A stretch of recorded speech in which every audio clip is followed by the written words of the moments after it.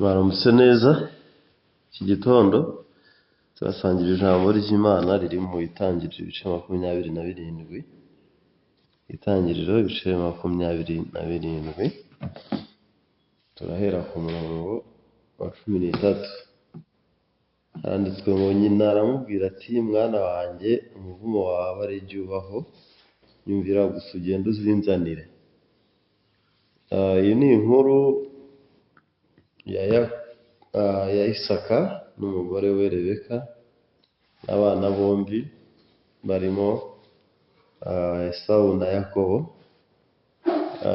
Nkunze kubivuga muri iyi minsi, muri Timoteyo haranditswe ngo ibyanditswe byera byose byahumetswe n'Imana.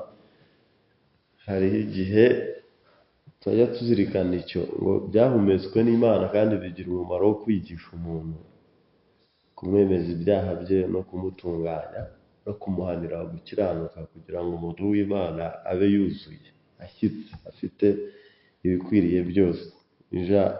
Ijambo rero ibyanditswe byera byahumetswe n'Imana ni bingahe? Ukurikije icyo cyanditswe haravuga ngo ibyanditswe byera byose, ubwo ni byose byahumetswe n'Imana kandi bifite umumaro umwe, bifite intego imwe yo kwigisha umuntu. Mu itangiriro rero kugira ngo byahishuwe, umumaro w'ibyanditswemo byose ni uwo kwigisha umuntu, kandi impamvu ari byo kubahwa ni uko ngo byahumetswe n'Imana, nyirabyo ni Imana. Iyo wanditse igitabo uhabwa kode yacyo. Hari ibyitwa uburenganzira bw'umutungo w'ubumenyi, bivuze ngo hari icyitwa copyright, ni ukuvuga ngo uburenganzira bwa nyiri igihangano runaka ntabwo waba wemerewe kugifata ngo kibyaze inyungu yindi.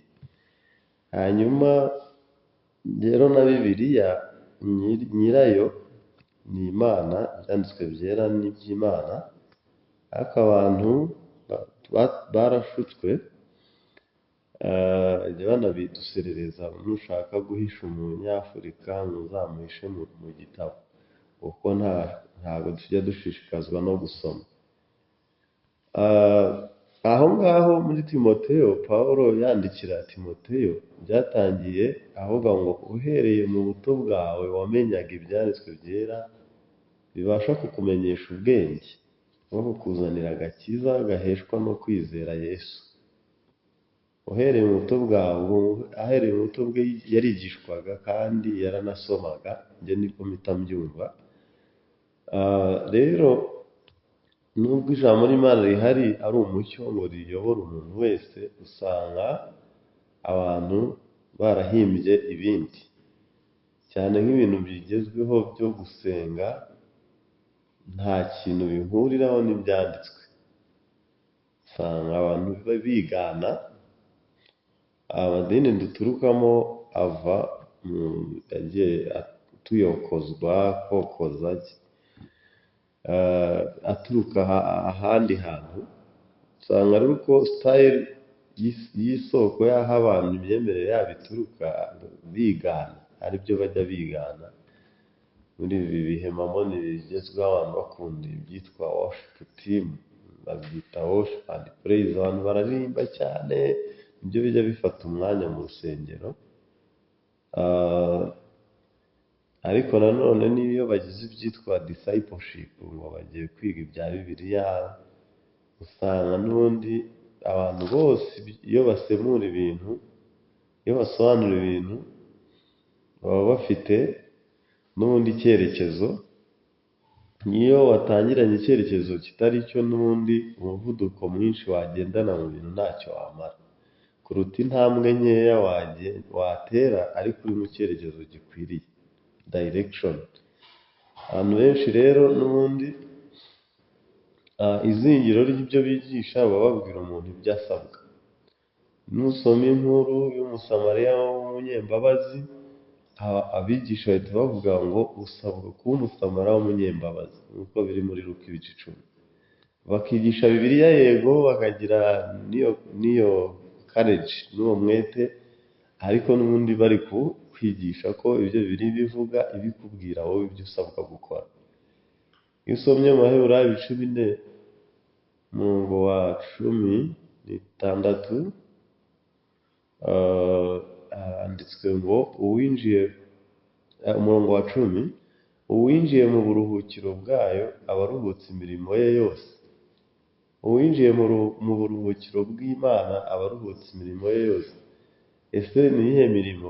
Umuntu mbere yuko ahura n'ukuri ngo yinjire mu buruhukiro bw'Imana aba afite imirimo yabwiwe. Nibyo nasobanuraga bigisha babwira abantu uhereye ku by'amategeko: ntukice, ntukibe, ntukagire utya. Bivuze ngo iyobokamana ry'abantu benshi niribwira abantu bo ko ari bo bireba, nibo bireba.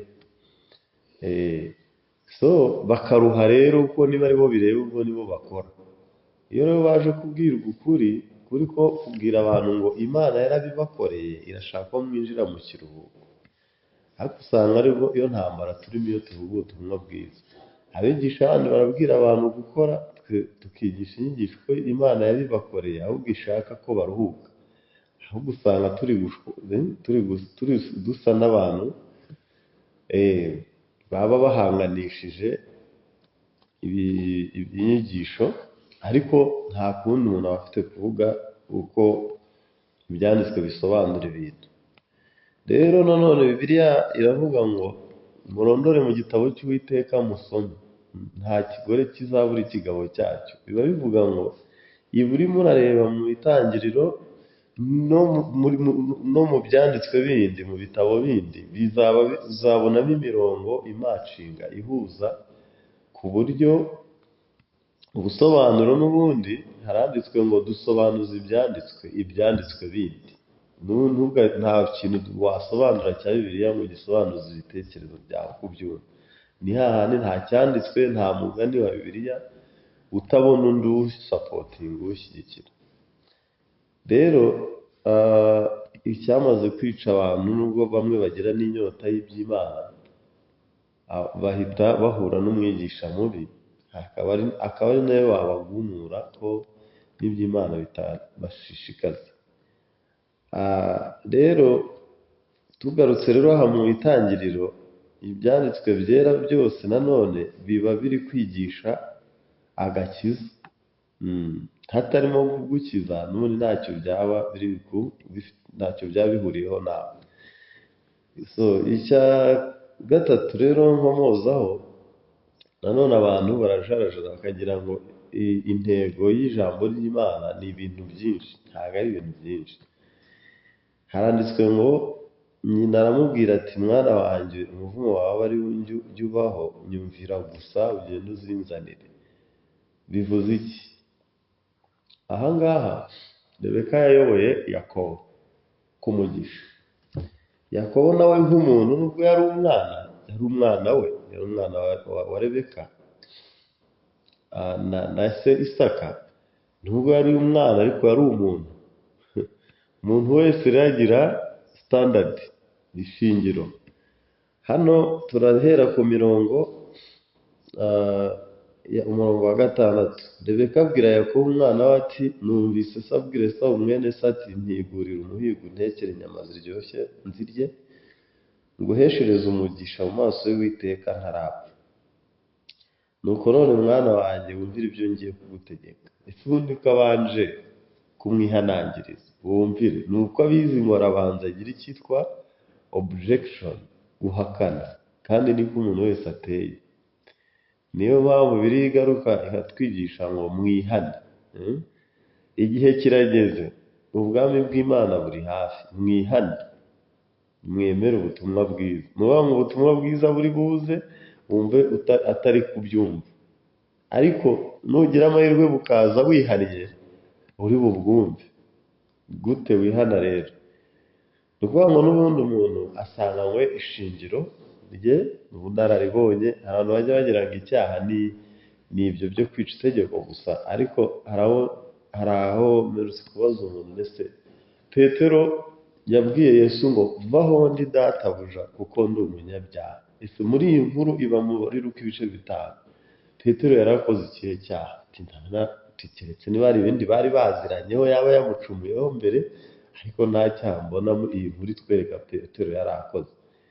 Ariko wibuke, Yesu yaravuze ngo mufate inshundura mujugunye imuhengeri murobe. Petero aramusubiza ati twakesheje ijoro turoba ntitwagira icyo dufata.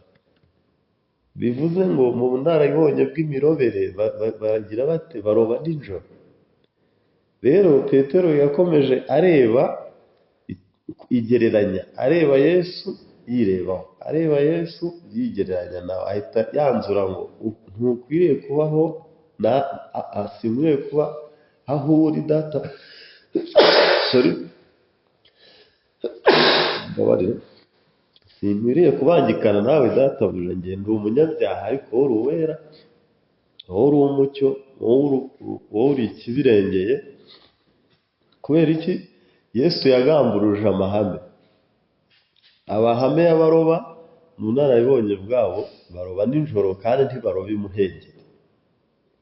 Rero bafashe ifi, Petero yabashije kubona itandukaniro rye na Yesu. Abona ko irye ni uko ari umunyabyaha, ni uw'umwijima, ni umuntu gusa wabaswe n'amahame y'isi, ariko asanga atari ibyo yakayobotse. Yesu icyo avuze cyose kiramwumvira, gisohora uko akivuze. Petero ati ndi umunyabyaha. Ubundi hari ibintu bibiri, hari icyitwa ibyaha, hari n'icyitwa gukiranirwa. Gukiranirwa, mwibuke Bibiliya hari aho ivuga ngo ibyaha byabo harabiba, gukiranirwa kwabo gutangiwe impongano, ibyaha byabo harabibabariwe. Rero hari ibyo, hari ugukiranirwa umuntu asanganywe, ariyo akamero. Hanyuma hakaba n'ibyaha ukabikora bikagaragara. Gukiranirwa kwaho hagutangiwe impongano, ibyaha byabo bibonye imbabazi. Byombi rero ni nayo mpamvu rero Bibiliya, ubwo tugaruka ku kwihana, umuntu areka ibyo yibwira, areka iki? Areka ubunararibonye. Ubunararibonye nta hantu buhuriye n'iby'Imana. Gute? Marayika Gaburiyeli yabwiye Mariya ko azabyara. Mariya aramusubiza ngo bizashoboka bite ntarabonana n'umugabo? Ibyo nibyo byitwa ihame. Ihame ryo kubyarana n'ubu ni iryo nyine. Uretse kuri Mariya gusa, ntabwo ubwo bundi buryo bwo kubyara nta mugabo nta kindi gihe bwabaye. So bivuze ngo nyine ihame riri kumvikana. Ikindi, Aburahamu nawe yabwiwe ko azabyara, agendera ku ihame, aravuga ngo nzabyara nte ndi umusaza n'umugore wanjye Sara ari umukecuru. Ihame ry'isi rivuga ko nta mugore ufite amahirwe abyara arengeje imyaka 45, ko aba yarageze mu gihe bita menopause. Ayo mahame yose rero hari igihe abantu bajya bagira ngo ikibazo cy'umuntu n'Imana, ibibi yabikoze biragaragara niyo utabikora. Petero yagendeye ku bunararibonye buroba nijoro, kandi baroba ku mwaro, ntabwo baroba imuhengeri. Ubwo rero yakomeje yitegereza ibya Yesu, abona birarenze. Ikindi, mu bukwe bw'i Kana y'i Galilaya muri Yohana ibice 2, ngo hari intango zagenewe kwiyeza nk'uko umuhango w'Abayuda wari uri, ariko izo nizo Yesu yategetse ngo muzuzuze amazi, kandi zakarabirwagamo. Bivuze ngo ibintu Yesu yakoraga byazaga binyuranya n'ibintu byose abantu basanganywe mu mico yabo no mu bunararibonye bwabo. Amen. Hanyuma rero abantu baba bazi ngo ikibazo bagirana n'Imana ni ibyo mikorere mibi, niyo mpamvu bagaruka bayisaba imbabazi, bakagira ngo niko kwihana. Oya, hari imigenzereze, sibyo? Hari imigenzereze. Njyewe njya gukorera perimi, uwanyigishaga yarasetse, aravuga ati suteye ute? Ndabizi se. Abandi baraza bakamuhereza uko abibategetse amafaranga. Njyewe namenyanye nawe, ndamubwira nti njye ariko ndanyuranya gato n'ukuntu ukorana n'abandi. Ati gute? Niba umbwiye ngo iminsi 30 naya, ubwo ndayigabanya niyo naguha iminsi 10 ntibiri bumbuze giye kugera ku byo nshaka. Arambwira ati turaganira, arambwira ati yewe ngo uzaze, ngo ari kurangamburuje uzanye amatwara, ngo ni wowe umuntu wa mbere umbwiye ibintu. Ariko nagize n'amahirwe, haciye iminsi 8 ndamubura. Naravuze ntamubanza nari neretswe ko hazavuga ikibazo. Nabwenge yewe wimpa amabwiriza nk'uko uyaha abandi, nzanye icyitwa suggestion, icyifuzo kinyuranyeho. Yewe ubwo ndabigabanya iminsi, ndaguha iminsi yibanze, ibindi tuzabigana nyuma. Aravuga ati okay, ariko ni we wa mbere mu myaka yose uncarenje inzu utyo. Ubwo afite standard, narinje mfite ishingiro rindi rinyuranyije, ariko ryaje nk'ubusabe. Bihera ubwo abantu bamwe bajya bagira ngo nakurikiye uko umupolisi yadusobanuriye, yaravuze ati mujya mugira ngo tuzibaha kuko nta kosa na rimwe wakoze. Ati muribeshye, umupolisi nakurikira n'umunezeza pleasing ukuntu agenda kureba, ati nabyo biri mu biguha amahirwe. Ntabwo ari ngombwa gukosa, nta muntu udakosa. Harabeshya, hari tereme bajya bagira ngo bantwitse no bandenganyije gukosa bigukosa, simvuze ngo biremewe, ariko ntabwo ari byo bikubuza kubona icyo ngicyo. Nakurikiye ngira iryo hame bavuze, makosa nanjye narayakoze ndabizi. Ariko ikibazo none hari n'iryo nakoze hanze nta wundi wigeze narikora, iryo gutuma umupolisi ugukoresha ikizamini mu nzira ugasubira kumuzana. Iryo ribanza ari igihe ariko zahari aho byahereye, aho ndi mu bantu bake. Ariko ikintu uyoboye yari yatubwiye ngo mu kuntu agenda kwitegereza n'umunezeza biragira gute, biragufasha. Ndavuga ndagenda ndipoze ntuje, nterekane ihubagurika, nkurikira ko konyine bivuze ngo mbere kugira ngo utsindire iki, kugira ngo ugere ku kintu runaka urabanza ukiga amahame yacyo. Hari amahame abantu banyuranya bakagenderaho, nyamara ibyo bajya gushaka bifite amahame yabyo, ayo wibwira wibeshye. Ku Mana abantu bazi ngo babyita upright, bazaba abatunganye, nta muntu wigeze ibisaba. Nubwo Rebeka yabwiye umuhungu we ngo nyumvira, iyo usomye Bibiliya usanga kwemerwa n'Imana twebwe nta nubwo dusabwe kuyumvira. Byanditswe mu Baroma ibice 5. Rero usanga abantu barwana intambara nta wayibatumye. Ikintu cyose kugira ngo ukigereho urakiga. Esiteri kugira ngo abe umwamikazi yakurikiye inkone y'umwami, iramugayidinga. Niyo yari izi neza ibyamufasha kugira ngo abe umwamikazi. Ahandi bakisiga amaporoduwi, bakimakiya, bakagira bate, wapi we aguma ari natural. Birangira umwami ari we yemeye ko amubera umugore. Gukurikira gusa. Hanyuma mu Baroma ibice 5:18 haranditswe ngo nuko rero ubw'igicumuro cy'umuntu umwe cyateka abantu bose bacirwaho iteka, ni nako icyo gukiranuka cyakozwe n'umuntu umwe cyahesheje abantu bose gutsindishirizwa bagahabwa ubugingo. Aha hantu nta hantu Bibiliya iri kukuvuga ukora wowe. Hari uwatumye igicumuro cye cyatumye iteka rituzaho. Ubwo ni ukuvuga ngo ikosa twaba dufite ni ukuba tumukomokaho, ariko nta yandi mahitamo, nabyo ntabwo biri mu byo twagizemo uruhare. Niyo mpamvu Imana ibohora abantu, haranditswe ngo mwaguzwe ubusa, ariko nanone uzacungurwa ari nta feza utanze. Bivuze ngo iki gicumuro wagizweho ingaruka nacyo ntacyo ukoze, ariko nanone Imana iri kukumenyesha amakuru gusa. N'ubundi uzagira amahoro, uzagira ibyiringiro, n'ubundi uzaba uw'Imana yemera nta kintu ukoze, ahubwo kuko hari uwagucunguye. Ibyo ni ibintu biba bitagoye. Uzacungurwa ari nta feza utanze, kandi nta biguzi wamuhaye ngo agucungure. Ni uko ubimenyeshwa byonyine. Hanyuma rero umurongo wundi ukurikira avuga ngo kandi nk'uko kutumvira Imana k'umuntu umwe kwateye ko abenshi b'abanyabyaha, niko no kuyumvira kumwe kuzatera ko abenshi baba bakiranuka. bivuze ngo si nawe usabwa kumvira, ahubwo usabwa kumenya ayo makuru gusa. Ngewe kutumvira kwa Adamu niko kwatumye mba umunyabyaha, noneho kugira ngo nkurweho urwo rubanza n'icyo cyasha mba umukiranutsi. Nta nubwo ari igihe wumviye Imana, ahubwo hari ukumvira kundi nsabwa kumenya no gukurikirana kwamesheje kwemerwa n'Imana. Uwo ni Yesu wumviye. Bivuze ngo mu Bafilipi yaranditswe ngo yemera gupfa urupfu ndetse rwo ku musaraba. Yaremeye, arumvira, akurikira porosidire yose, uburyo bwose bw'ibikenewe kugira ngo aduheshe ubugingo. Ni nayo mpamvu biri mwita ngo umwami w'amahoro, umwami wo kuduhesha iki? Amahoro. Hanyuma yumviye bibaritwe nanone bihesha inyungu. Hano ubwo Bibiliya hitubwira ngo nimwe mwumvira Imana. Yesu yarayumviye, akora ibikenewe byose, twe tumenyeshwa mu makuru tukizera.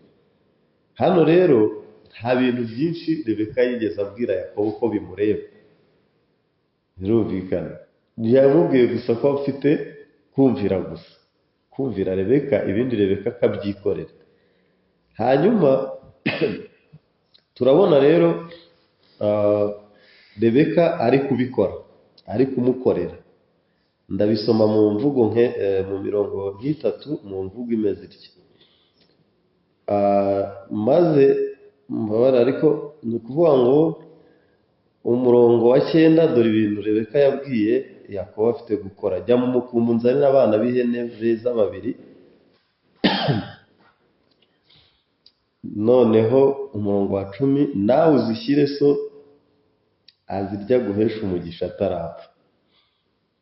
Wowe gusa jya mu mukumbi. Sinzi niba uyu mukumbi wari uwa Yakobo, umukumbi wari usanzwe uhari, wowe jyamo gusa.